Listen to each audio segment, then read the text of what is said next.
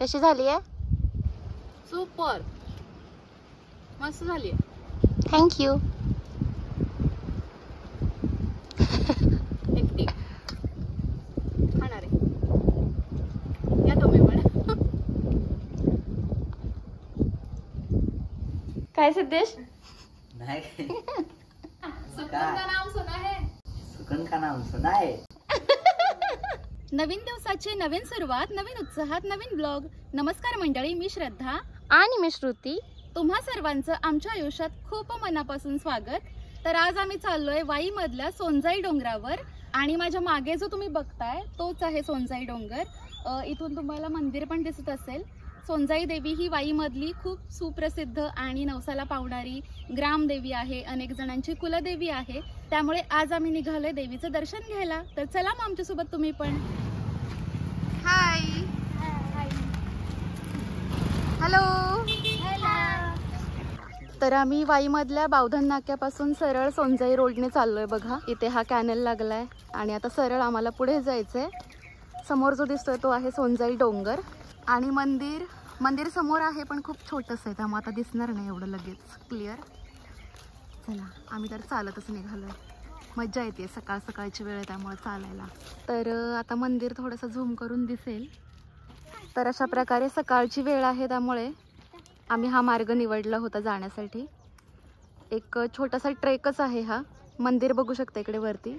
इथपर्यंत आपल्याला जायचं आहे. असा मस्त ट्रेक असणार आहे हा. छान वाटतंय खरं चालायला इथून. हा असा पूर्णपणे कच्चा ट्रॅक आहे बघा. तरी ते सगळे मस्त निवांत थांबलेत. सूर्य उगवलाय त्यामुळे आता मस्त गोल्डन शेड सगळीकडे पसरली आहे.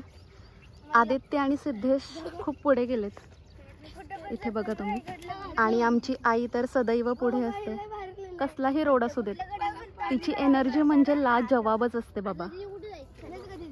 जावा जावा पळत. खरं तर हा ट्रॅक पावसाळ्यामध्ये बघण्यासारखा असतो. हा पूर्णपणे असा उतार असल्यामुळे अक्षरशः धबधबे इथून वाहत असतात पाण्याचे लोट.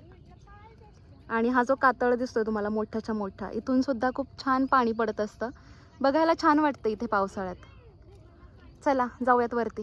आणि मंडळी जर तुम्हाला या मार्गे यायचं असेल ना तर प्लीज प्रॉपर शूज घालून या. व्यवस्थित ग्रीप असणाऱ्या चपला किंवा शूज प्रॉपर घाला. कारण इथे भरपूर वाळू वगैरे आहे बघा आता सध्या उन्हाळ्यामुळे आणि घसरण्याची शक्यता आहे. खरं तर आम्ही ना कन्फ्यूज होतो म्हणजे कुठून जायचं नक्की. सो या नादामध्ये ना काही जण साध्याच चपला घालून आलेत. त्यामुळे असं झालंय की आता थोडे थोडे घसरत आहेत सगळे. काहींच्या चपला घसरड्या आहेत. सो तुम्ही मात्र ही गोष्ट लक्षात ठेवा. इकडून जर यायचं असेल तर 100% चांगल्या ग्रीप असणाऱ्या चपला किंवा शूज घालायचे. वाव छान वाटतंय ना. येस तुझ्या मागे पण बघ. मग असे दाखवल्याप्रमाणे चिमण्यांसाठी ठिकठिकाणी असं पाणी ठेवलेलं आहे इथल्या लोकांनी. पण इथं तर मुंग्या पण आल्यात पाणी प्यायला. मुंग्या पण आल्यात. वाव इथून बघू शकता काय सुंदर दिसते ना बाई. बाय द वे आम्ही खूपच टंगळ मंगळ करत चाललोय त्यामुळे सूर्य अक्षरशः आता वरवर यायला लागलाय. बापरे प्रॉपर ट्रेक आहे हा. काय ग. हो ना. आमची वानर सेना आणि ही वानर. एक मोठं वानर बघा कुठे गेले. हे बघा हाय कर तिथून हाय कर. हे सगळ्यात मोठं वानर. बाय द वे हा डोंगर आता सध्या इतका वृक्ष दिसतोय पण पावसाळ्यात इतका गजबजलेला असतो ना. अगदी वाईतल्या कुठल्याही घराच्या टेरेसवर जाऊन बघायचं या डोंगराकडं. इतका छान हिरवा गार की मनच प्रसन्न होऊन जातं. बघा आमची आई कशी चढते. काय एनर्जी आहे ना. चला मंडळी आता थोडंसंच राहिलंय. दम लागलाय मला. हत्ती गेला आणि शेपूट राहिलं असं सध्या आहे. त्यामुळे न दमता आपल्याला जायचंय. आलोय वाटतं. आणि हा बघा व्ह्यू. सूर्य आला अक्षरशः वरती चढेपर्यंत. येस अशा प्रकारे इथे मंदिर आलंय. आम्ही फायनली पोचलोय.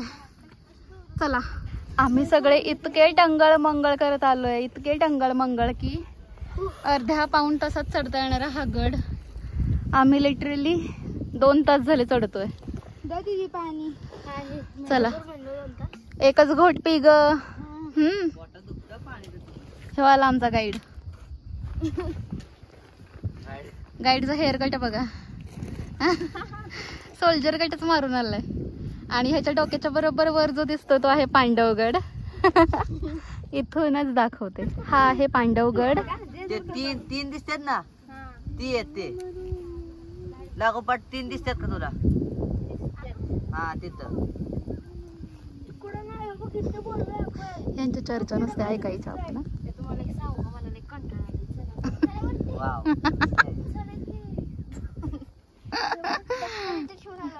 अशा प्रकारे रुद्र बोल ना. अशा प्रकारे आपला ट्रेक संपलेला आहे. फायनली ह्या 4 पायऱ्या मला दिसल्या आतापर्यंत ह्या मार्गे आल्यावर. तर इथून या मार्गे आम्ही आलोय. आणि इथे आल्या आल्या अशी जुन्या काळातली घरं किंवा खोल्या आहेत. तर हे नक्की काय आहे, कोणाची घरं आहेत, निवासस्थानं आहेत किंवा स्वयंपाक वगैरे बनवण्यासाठीच्या खोल्या आहेत, तर याबद्दलची माहिती जर आपल्याला कोणी भेटले तर आपण त्यांना विचारून घेऊ. चला, तर हे एक मंदिर आहे. इथून आपण आतमध्ये जाऊयात. तर इथं आल्या आल्या आम्हाला एक छोटंसं माऊ दिसलंय. माऊ, अगं माझ्या नुरीगतच दिसतेय. नुरी आहे तू? नुरी आहे अगं, नुरी आहे. छान आहे ना. तर मंडळी, मघाशी आपण जिथून एंटर केलं की नाही, तर ते सोनजाईचंच मंदिर आहे. ती दुसरी साईड होती एंटर करण्याची आणि ही मुख्य साईड आहे. तर मी इथून पण तुम्हाला दाखवते आतमध्ये कसं जाता येतं. अशा प्रकारे आहे हे प्रवेशद्वार.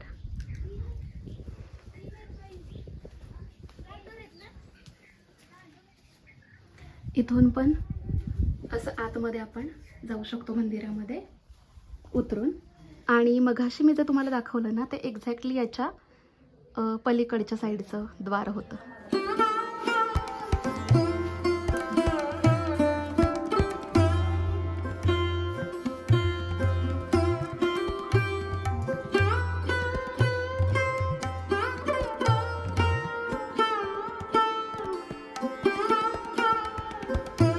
तर हे आहे मंदिर आणि हा संपूर्णपणे मठ आहे मंदिराच्याच आजूबाजूचा, मंदिराच्याच आवारातला.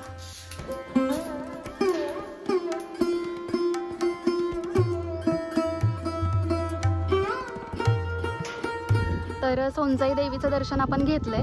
येस, तर हा जो कळस तुम्ही बघताय हे दुसरं मंदिर आहे. आणि आपल्याला खालून जे दिसतं ते हेच आहे ना.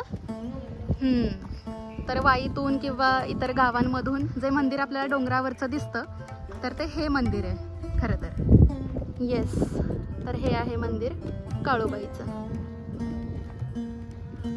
आणि हेच आपल्याला दिसत असतं खालून.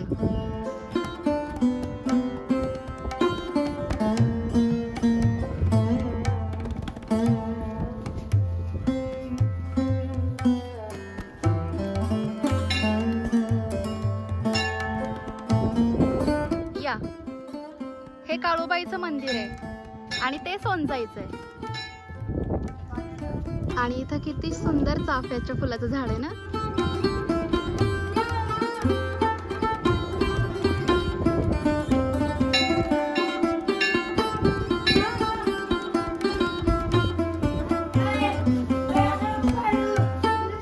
तरी ते लिहिलंय बघा, श्री काळूबाई नवलाई प्रसन्न.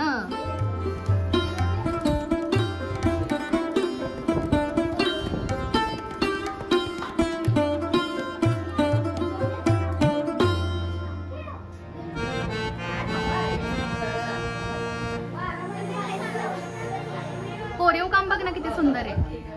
मला वाटतं पूर्णपणे सागवानाच्या लाकडामध्ये कोरलेलं आणि छान असं बांधलेलं हे मंदिर आहे.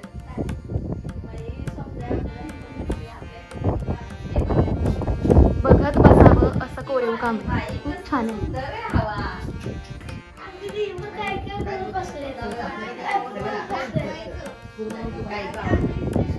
कसं वाटतंय? तर आत्ताच इथे काही भाविक आलेले आहेत. तर यांची कुलदेवी आहे ही.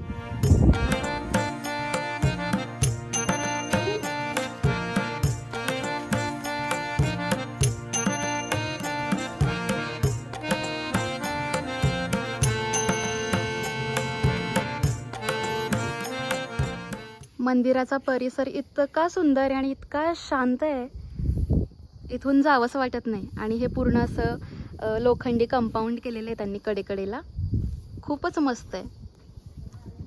हा आहे मंदिराचा कळस. तर हा जो गाभारा आहे ना, आतमधून दगडाचा आहे पूर्ण.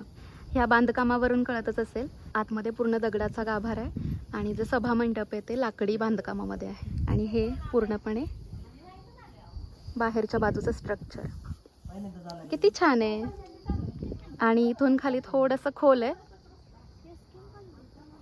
आणि हा जो गॅप दिसतोय तुम्हाला, ह्या जागेला म्हणतात की इथे महाभारतामधल्या भीमाने खोरं मारलं होतं. ह्या साईडला पण तसा गॅप दिसतो, एक खोच दिसते आपल्याला. तर याची जी गोष्ट आहे ना ती आपल्या आदीला माहिती आहे. तर आपण त्याला विचारूयात की भीमाने खोरं नक्की का मारलं होतं, कधी मारलं होतं, कशासाठी मारलं होतं. आणि हा बघा, हा संपूर्ण नजारा. हॅलो करा सगळ्यांनी. कसं वाटतंय इथं?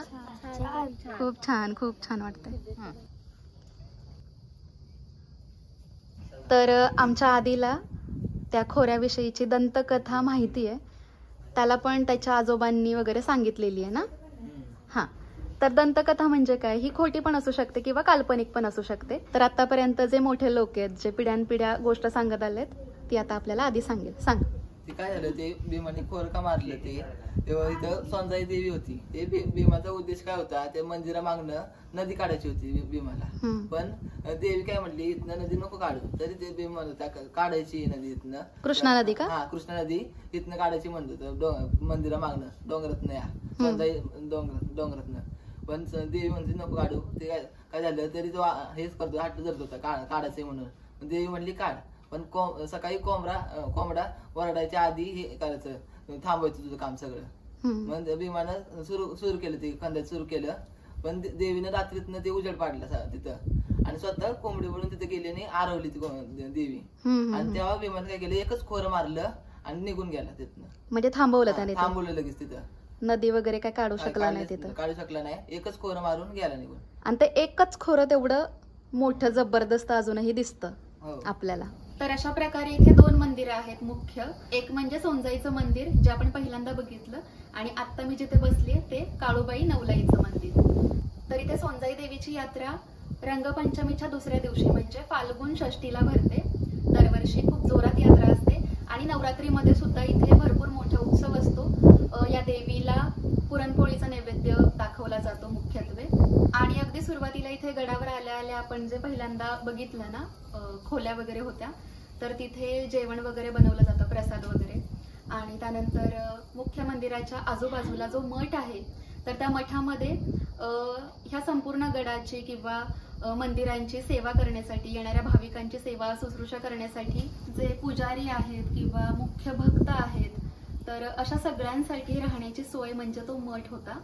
तर अशा प्रकारे मला वाटतं आपण सगळंच इथलं कव्हर केलेलं आहे. आणि खूप मस्त आणि प्रसन्न अशा पद्धतीचं हे ठिकाण आहे. तुम्ही जर वाईमधले असाल तर इथे डेफिनेटली आलाच असाल.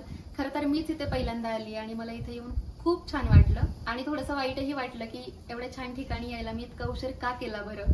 पण ठीक आहे, उशिरा का होईना पण इथे येणं झालं आणि खूपच मस्त आहे. तुम्ही जर हे ठिकाण या व्हिडिओच्या मार्फत पहिल्यांदाच बघत असाल तर इथे नक्की या. येताना आम्ही कुठल्या मार्गे आलो ते मी तुम्हाला सांगितलंच. वाईमधून बावधन नाक्याच्या इथून यशवंत नगरकडे जाणारा जो सोनजाई रोड आहे, त्या रोड मार्गे आम्ही इथे आलोय. तो पूर्णपणे ट्रेक करत करत आम्ही आलोय. पण जर तुम्हाला दुसऱ्या मार्गे यायचं असेल, जिथून गाड्या वगैरे येऊ शकतात आणि रस्ता आहे प्रॉपर, तर त्या मार्गे कसं यायचं ते आम्ही तुम्हाला जाताना दाखवूच, कारण आम्ही जाताना त्या मार्गे जाणार आहोत. आणि अजून एक महत्त्वाची गोष्ट म्हणजे ही देवी इथली तर ग्रामदेवी आहेच, पण अनेकांची कुलदेवी पण आहे आणि नवसाला पावणारी आहे. त्यामुळे इथे नवसपूर्तीसाठी भरपूर होम हवन केले जातात. तर इकडे समोर मोठमोठे कुंड सुद्धा आहेत त्यासाठीचे. तर आपण जाता जाता ते बघूच. काय सिद्धेश? नाही सुकून का नाम सुना है? सुकन का नाम सुना है. तर हे ते ठिकाण आहे जिथे भरपूर कुंड दिसतात बघा आपल्याला. खरंच की रे. येस. खूप आहेत है ना. तर इथे नवस्फूर्तीसाठी म्हणा किंवा कोणतं काही कार्य पूर्ण करण्यासाठी असेल किंवा कोणत्या विशेष दिवशी जेव्हा होम हवन करण्याची गरज असते, होम हवन केलेच जातात, अशा सगळ्या खास दिवशी इथे खूप मोठ्या पूजा पूर्ण होतात. ही सगळी लाकडं आहेत बघा.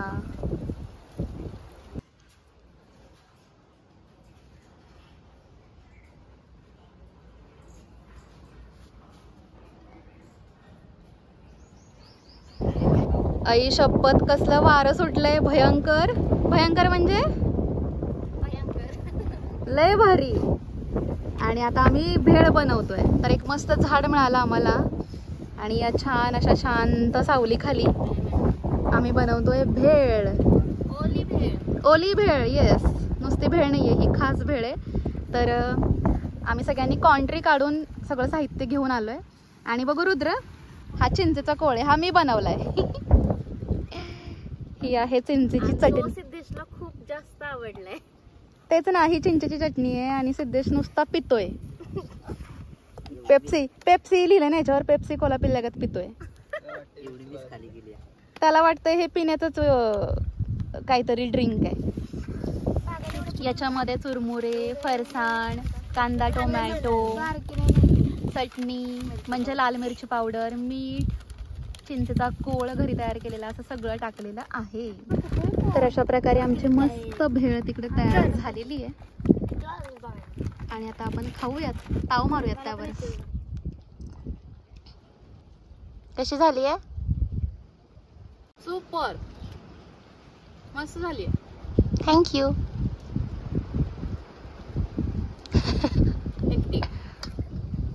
खाणार आहे या तुम्ही पण.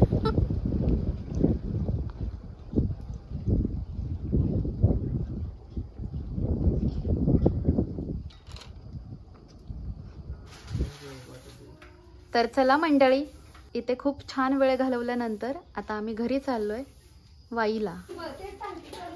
दमलीस का? हा.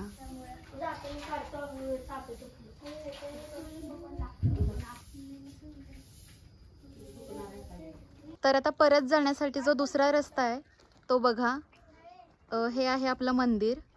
त्यानंतर इथे कुंड वगैरे ठेवलेले आहेत ते मंदिर. आणि इथून हा जो कच्चा रस्ता आहे आपल्याला इकडे जायचं आहे. चला मग. तर आता इथून आपल्याला खाली जायचं आहे बघा. आणि इकडे काहीतरी तळं वगैरे आहे वाटतं. चला बघूयात काय बघतायत हे. तर हे असं एक तळं आहे थोडक्यात. झालं बघून. तर असा उतार आहे इथं, डेंजर बघा. आणि मला नाही वाटत इथून गाड्या व्यवस्थित वरती येऊ शकतील. सो इथून तर गाड्या नाहीत येणार. गाडी तुम्हाला खालीच लावावी लागेल मे बी. बघा असा रोड आहे हा पूर्ण. हा अतिशय भयंकर असा टर्न आहे वरती. हे मोठ्या गाडीचे निशाण आहेत. ट्रॅक्टरच वाटतोय का ग? आणि हे 2 व्हीलरचे निशाण आहेत. म्हणजे ज्यांना खरंच प्रॅक्टिस आहे ना ते इथून पण येतात असं वाटतंय तर खरं. सो येस, बघा, ऑन युअर ओन रिस्क. यायचं असेल तर या इकडून. आम्ही तर चालतच चाललोय. भयंकर आहे खरं हा रोड. मी पहिल्यांदा आली नाही इथं, त्यामुळे मी एकदम शुअरली सगळी माहिती सुरुवातीपासून नाही सांगू शकले.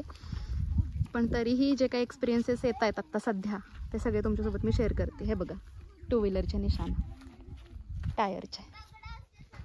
तर आता बघा मंदिर इकडे दिसतंय आपल्याला. हळू चला चला चला. आणि इथे आम्ही अजून चालतच आहोत. हे बघू शकता बराच टर्न आहे अजून.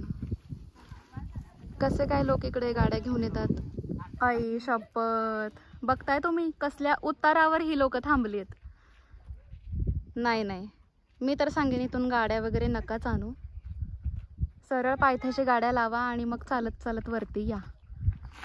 कशा काय इकडून गाड्या आणल्या असतील लोकांनी, खरंच देव जाणे. मला वाटतं ज्यांना रेग्युलरली इकडे यायची सवय आहे तेच गाड्या आणत असतील. फायनली दोन्ही रस्ते बघून झाले. सोनजाई देवीचं दर्शन घेऊन झालं त्यानिमित्ताने. हाच काय तो आनंद. तर इकडे बघू शकता डोंगर, इकडे हे नजारे सगळे असे बघत बघत आपल्याला उतरायचं आहे. पण हे फार आपण बघू शकत नाही उतरताना, कारण मग घसरू शकतो आपण कधीही. त्यामुळे लक्ष देऊनच व्यवस्थित खाली बघून नीट उतरायचं आहे. तर बघू शकता आता इथून पुढे रोड जरा बरा दिसतोय. ठीक आहे. सो मला असं वाटतं की या स्टेजपर्यंत गाड्या येऊ शकतात. 4 व्हीलर पण येऊ शकतात, 2 व्हीलर पण आरामात येऊ शकतात. इथून पुढे मात्र रिस्क घेऊ नका. तुम्ही कितीही एक्सपर्ट असाल, पण हा रस्ता तुमच्यासाठी नवीन असेल तर मी तरी सांगेन की रिस्क नका घेऊ खरंच. कारण इथून वरचा रस्ता कसा आहे ते मी तुम्हाला आत्ता दाखवलंच येताना. ह्याच्यावरती नाही जाऊ शकत. रायडर असतील ते चालवतील. रायडर म्हणण्यापेक्षा ज्यांना हा रोड माहिती आहे, इथले सगळे कर्व्ज माहिती आहेत, त्यांनी रिस्क घेणं ठीक आहे, म्हणजे त्यांच्या ओन रिस्कवर. ओके, तर फायनली आपण जवळ पोचलोय आणि इथे आहे कमान. तिथे आपल्याला पोचायचं आहे.